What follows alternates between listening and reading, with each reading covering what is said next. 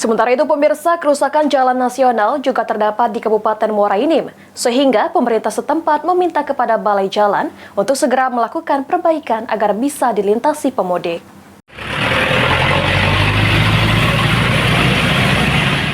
Di sejumlah titik jalan nasional di Muara Enim sudah banyak yang berlubang.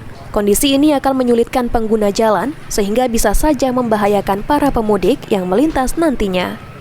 Untuk membuat nyaman para pemudik yang melintas saat masa arus mudik mendatang, pemerintah Kabupaten Muara Enim telah meminta kepada Balai Besar Pelaksanaan Jalan Nasional Sumatera Selatan untuk segera memperbaiki jalan nasional yang rusak. Menurut Bupati Muara Enim, BBPJN Sumsel sudah merespon surat dari pemerintah Kabupaten Muara Enim dan secepatnya akan lakukan perbaikan di jalan nasional agar pemudik yang menggunakan kendaraan bisa nyaman saat melintas.